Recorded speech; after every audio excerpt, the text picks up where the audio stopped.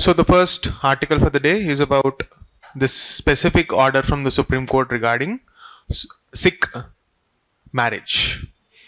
So instead of just looking at this one issue, we are looking at the overall issue of marriage and the way our legal system regulates this institution of marriage.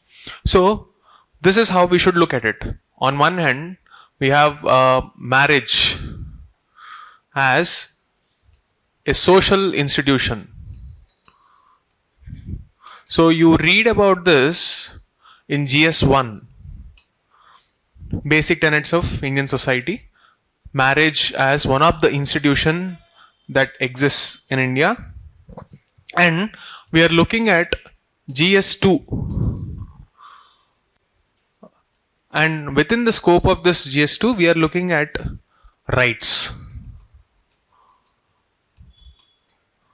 Now, in GS1, we read about this concept of secularism.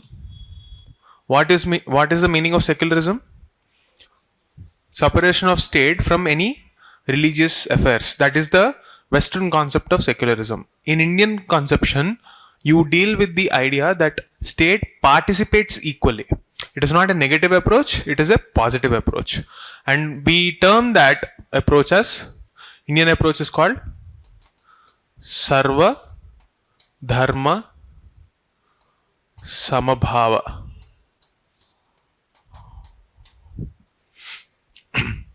So this is the difference in the conception of the Western world and the Indian world. So this is the idea of secularism. So to give a legal structure to this concept of Indian secularism, we are looking at rights. What kind of rights? Specifically, fundamental rights. Okay? Marriage as a social institution, which we study in GS1. Secularism as a facet of Indian society, which we study in GS1, should manifest in our political structures. And they should impact individuals through the provision of rights. This is where the whole issue is contextualized. This is the context of our present discussion. Now, in a country, diverse country like India, every religion will have its own set of customs and laws. So it is in this context, this whole issue of the uniform civil code, the legal differences, the fractures that you witness in the judiciary or the legal system per se, presents itself. So it is in this context you should know that there are various laws. For example, you have this Hindu law where Hindu, Sikhs, Buddhist, etc. they come under this specific law, Hindu law. Then you have Muslim personal law, which is dealt with the Shariat law, and the difference between the approaches towards marriage in this and this is different. What is the difference? Let me explain. In this law, marriage is considered a contract. It's a mutually agreed upon contract. But as opposed to the perception of marriage as a contract in Muslim law, Hindu law treats it like a very sacred institution where there is an element of emotional bondage involved which binds the society together.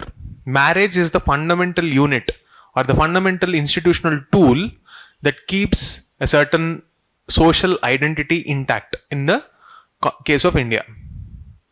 Therefore, every provision associated with this, whether it is divorce, separation, registration, etc., the law will cover it. It is in this context you have to know that when it comes to Sikhs, who are considered to be a distinct religion in themselves, even though there are some similarities, they had one law called the Anand Karaj Act. The word literally means a blissful union. and this is in 1900s. Okay, it's a very old law that was created. However, despite having an amendment in 2000, if I'm not wrong, 2012. Yeah, 2012. For example, look at this highlight. The Act had a framework for registration, but it does not include provisions for divorce or any other matrimonial disputes. As a result, Sikhs seeking divorce must go to the Hindu Marriage Act. This was flagged in 2012 and the law was amended, but many states did not frame rules for this. So the Supreme Court order here talks about how the states must immediately create a set of laws and rules and regulations with respect to this amendment. Meanwhile, the people who got married under this act should register themselves under Hindu Marriage Act. This is the court's verdict. But did it address the fundamental issue? No. What is the fundamental issue here? Sikhs not having an identity. So there are many advocates and activists who say that the very original law, Anand Karaj Act of 1909, it's not framed with a comprehensive intent. They did not look at it like a legal issue. They just created it for namesake. And Hindu Marriage Act, because it encompasses the Sikh identity as well, has not been given, this whole issue has not been given the due importance it deserves. But having said that, every religion will have its own rights as per the fundamental rights to organize their life and their social institutions as per their own wish. And the fact that we did not have a proper legislative intent as well as the executive orders to implement this is considered a breach of rights. And this is what many activists say. So I want you to not stop at this entire discussion and leave the issue here itself. Tie it to the Article 44 Uniform Civil Code. Why do we need a Uniform Civil Code, or what is a Uniform Civil Code? It's a single legislation that can be uniformly applied to every Indian citizen, whether they follow Hinduism, Sikhism, Islam, or whatever may be the religion they have. What is the purpose? Firstly, when there is a uniformity of laws, the litigation will, take a backseat. Then, any incoherence that you find between two different religions and their personal laws can be systematized through the framework established in the Constitution. That is through liberty, equality, and right to life. The golden triangle that we talk about, Article 14, 19, and 21.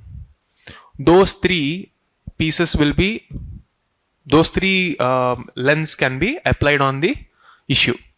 And that is why Uniform Civil Code is a very pertinent issue. Article 44 puts it in the Directive Principles of State Policy, DPSP, which means that it's an aspiration for the state to create such kind of a civil code.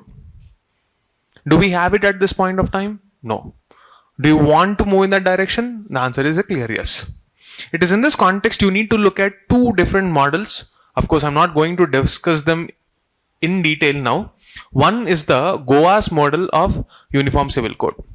The other one is the Uttarakhand recent Uniform Civil Code proposal that they came forward with. Now you might get a question, because it is not the scope of the discussion today, I'm not going in that direction. But if you are preparing on your own, this is just a gentle nudge to think in that direction. One, the pros and cons of having a Uniform Civil Code. How uniform is in reality the Goa's Uniform Civil Code or Uttarakhand's Uniform Civil Code promise? And what does it take for India to arrive at that Uniform Civil Code legislatively? The other set of issues include the issues regarding women's rights under Muslim personal law. whether it is the triple talaq issue or the Shaira Bano case, the judgments therein, how do they fit in the framework of Uniform Civil Code? It is both a contentious issue for civil services as well as even for current political discourse, which makes it a very important issue. And you need to have a very balanced, objective opinion and do not get swayed by emotion. It's a very, very important thing to note. Usually, when the debate about Uniform Civil Code comes, we discuss about the Hindu Marriage Act or the Hindu Code Bill and the respective Muslim personal law. But we often ignore the issue of Sikh marriage. So, make it a point that you also include this Anand Karaj Act. The mere mention of it can give you some brownie points in that discussion. Okay? Moving forward. The problem with low inflation. What is inflation, guys? General rise in prices. Is it a bad thing or a good thing?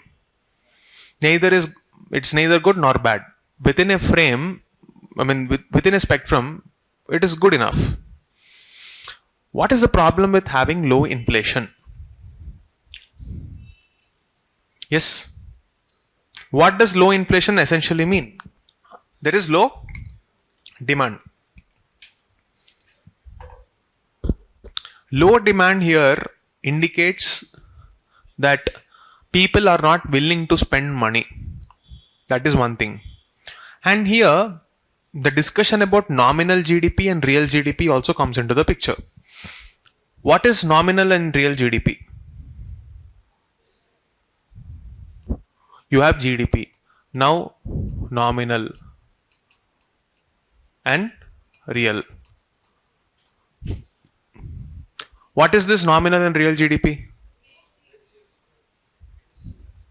No, what is at the heart of this discussion? Inflation. Inflation decides your nominal and real GDP. Now let's say if inflation is low, nominal GDP, will it rise or decrease? It will. It's a very straightforward answer, guys. If inflation is low, will nominal GDP rise? No. Let's say for example, there is a product which costs you 50 rupees. Okay. And there is inflation. The government, let's say if it is collecting 10% of tax. Just for an example, I'm asking you. How much is the tax collected by government? 5 rupees. Now, when in an environment where GDP is not growing and inflation is low. Inflation low means demand is reducing. In such kind of an economy, do you think companies will rise prices? See, companies will rise prices only if the wage growth is greater than inflation. See, if my salary is 100 rupees, inflation is 7%. The wage growth should be at least 8%. Only then I will be spending with some confidence at least. Otherwise, I would not be willing to spend even on the bare minimum because I will feel insecure whether my salary will be enough or not in terms of emergency. So people will stop going to movies, will stop going to restaurants, or any discretionary expenditure will come down. Yes or no? So inflation, when it is low, it is usually bad for economy. If it is very high, again it is bad. Because companies will no longer be able to say that, inflation should be factored in and therefore I am increasing the price of my product. Imagine if this is made from 50 to 60 rupees. In that kind of scenario, even if the government is not increasing the tax rate, what will happen? They will gain 1 rupee more. So there is a increase in revenue. Ideally speaking, will this make any difference in terms of purchasing power? No. But in terms of absolute collections and to showcase in case of budget, this will make a difference. If the government has to showcase an increasing at least nominal figures, there should be a price rise in the economy, and price rise will happen not just with increasing taxes but with increasing demand. A price rise because of increasing taxes will be a bad sign for the economy always. Because let's say, for example, if your Maggi packet is going to cost you 10 rupees and next year it is going to be 15 and after that it is 20, and none of this is because Nestle, that is the parent company that produces Maggi, is increasing the price. It's because government is increasing the tax on this. And in such kind of an economy, the taxation is termed as regressive. Okay. Right now, we are seeing a problem because, at least in terms of projection, since the companies are not increasing the prices, neither the volume nor the tax collection is improving. Therefore, even nominal GDP numbers will become will not project a large growth, which is a problem for optics. Now, how do you view the reduction in the GST collections, GST rates, the revision of the tax slabs in this point? See, GDP can grow either through tax or through more consumption. Correct? Now, since the consumption route is taking a hit, by taxing more, you're only going to hurt people more. What the government is rather thinking is, let us increase consumption. GST is an indirect tax. And even if we are going for a revenue loss, because there is more volume, that nominal GDP will be corrected because there will be much more tax collection. Because people will be willing to spend more. And this is the analysis that you need to know. This is a very straightforward article. What is it that you have to know from this? For prelims, I'm not expecting any analysis here. What are the things that you need to know for prelims exam? You need to know the UN structure. Then you need to know the roles of UNGA, UNSC. Then you need to know how voting happens. What is P5? What is the role of veto power? And the larger issue of why UN exists. What is the role of UNGA? What is the role of UNSC?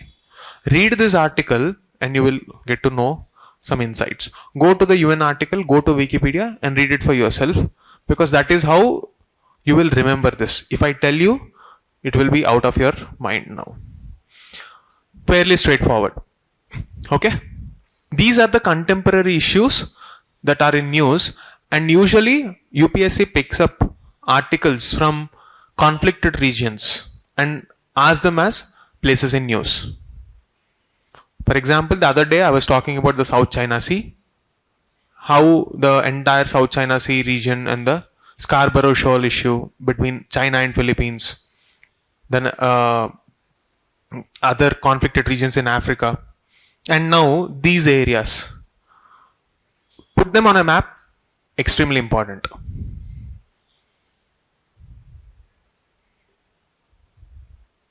I think there are a couple of issues which are missing here. Anyway, I'll directly. You can go to the Telegram channel. I have posted those articles. One is about the academic papers. There is one more article which I did not post, but briefly I would like to summarize that article in the context of how Sri Lanka is dealing with criminalization of politics and the parallels that India can take. That is one more article. And then there is an article about supercomputers, which is very important for prelims and science and technology in general. Let's go one by one. The first article is about India-Sri Lanka relations, what Sri Lanka is doing and what can India pick up from that. There is nothing much I'll quickly sum up the article in 1 or 2 lines. You remember how after the COVID, Sri Lanka has faced an unprecedented economic crisis. There is almost a sort of a revolution which ousted the existing prime minister back then. So the present political setup there initiated investigation for political crimes and misutilization of funds against charges of corruptions on the people in power back then.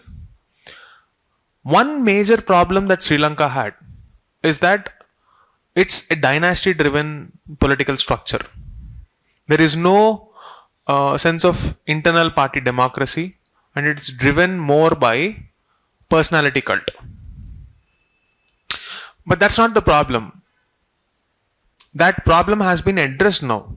How cases were initiated against these people, but there are complaints that cases are not pursued against other set of individuals, which will give confidence to the public that political corruption is being addressed. So the whole point of that article is to look at how criminalization of politics can erode trust in the overall political structures. Parallelly, if you see the case of India, can you tell me an organization that does time to time surveys about criminalization in politics? ADR. There is this organization called Association for Democratic Reforms, which comes up with a survey just after every election as to how many number of candidates have a criminal precedent when they are in the legislative houses. So a rising trend in criminalization of politics is a very big concern, because it kinds of gives an image that only the ones who have political clout or money power, muscle power, someone with a precedent of criminal background, only they can get into politics. And that kinds of undermines the trust that normal people will have on democratic institutions. So taking example of Sri Lanka, the article says that we should not let arbitrary or cherry picking of political opponents for prosecution in this kind of political crimes, or crimes where there is a proven or alleged misutilization of funds.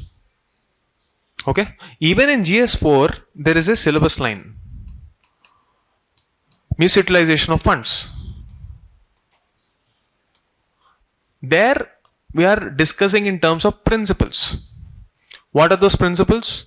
Principles that whatever money we get for a specific purpose, let's say for example government released a budget for Manrega, it should not be used for any other purpose. It should not be diverted at all.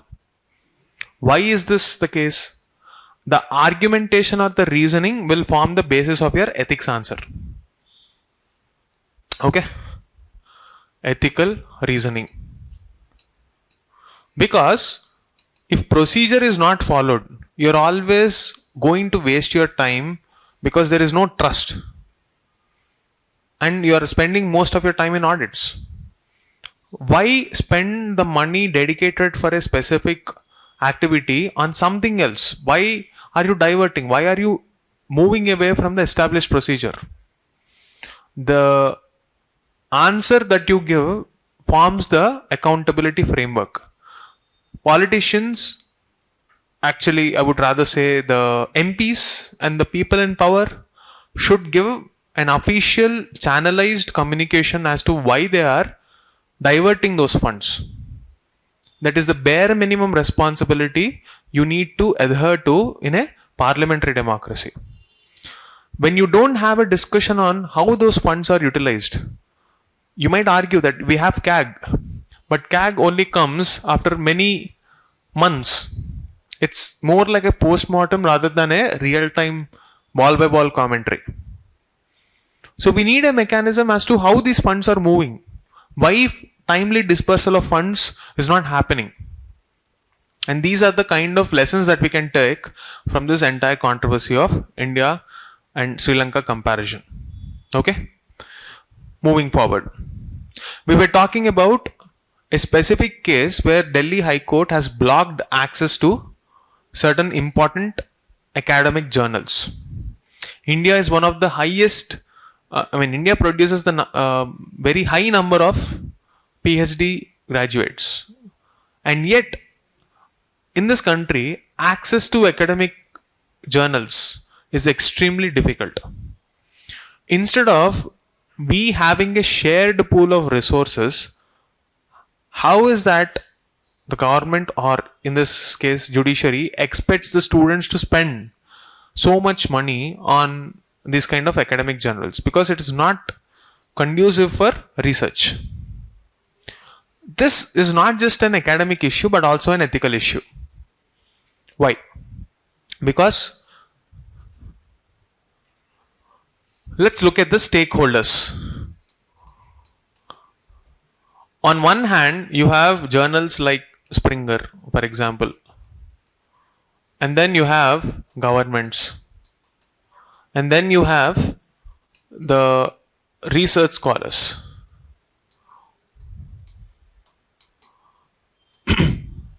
How do you argue? Because everybody has some pain point, right? Let's say if these academic journals have to maintain themselves, they have to generate some revenue, and they do have a subscription fee, which is very expensive, thousands of dollars sometimes, and that is not the kind of amount that these research scholars have. They find it difficult to sustain in this low R&D to GDP ratio country. We hardly spend around 0.6 to 0.8% of GDP on research, maybe even low, depending on the numbers from year to year. In this kind of scenario, how can you expect them to, sustain themselves, maintain a dignified lifestyle, and also spend on this kind of academic journals? There is no support from the government, and they are justified in saying that if piracy is happening, how can we survive? It is their right. So it is in this context, government's role becomes all the more important to act as a platform to negotiate between these two. Maybe the government can pitch in, make it accessible. They can use their clout, figure out a model that works for both of them. And it requires an active deliberation from both the sides. And it is this apathy from the side of the government that has been a point of discussion in that article. So I want you to go back and read that. Okay. And finally, there is one more article on supercomputers. In that, the most important thing that I want you to note is parallel computing. What is parallel computing? There is a beautiful analogy given in that article. Instead of one computer running at a very high speed, how about we have normal computers running at decently fair speed but joined together? That forms the basis of parallel computing. Let's say you have a train engine, okay, that is capable of pulling, let's say, 3 bogies. Now what if the train engine wants to pull 30? Why not add 10 more engines? This is what you would say. Just for the sake of numerical understanding, we are saying. What if you want to pull 6? Add one more engine. The collective power will make the train run. But if you add more and more engines, the power will increase exponentially. Just like how that analogy can be understood, in parallel computing also, supercomputers work on the same idea. Now, there are some important institutions which are relevant for your prelims, CDAC, Airavat. Go to that article and see what these names stand for. Okay, we have a national mission on supercomputing, on quantum computing. Okay, just to understand what quantum computing is, I've tried to explain the concept on the Vikas IAS channel as well through one of the shorts. I've tried to make it an interesting story of sorts by linking quantum physics to how you can handle your anxiety. So if you listen to that, maybe the whole concept of quantum computing can also be taken care, and at the same time this issue will also be covered. Supercomputers. The difference between quantum computing and supercomputers. Can you tell me what it is? Yes? Interface. The concept of qubit. See, quantum physics, if I have to simplify, it's about how human beings can have infinite number of talents, infinite possibilities of how a human being can be molded. You can be a cricketer, you can be an actor, teacher, politician, bureaucrat, whatever it is. So the minute you choose yourself an identity, the rest of the possibilities will collapse. Right? So quantum computing talks about observing all those infinite possibilities at the same time. And depending on a specific context, you pick one state and identify that state. That becomes your momentary reality. Let's say, for example, a quantum computing can do anything and everything. But let's say today, at this moment, I want it to be the best possible weather prediction model out there. It will do that for you, theoretically speaking. How, why, that is a different discussion altogether. You can go back to that channel and have a look at that short, YouTube short. Maybe you will be able to understand and appreciate it better. Okay, so that's it for the day. We'll again meet in the next class. Thank you.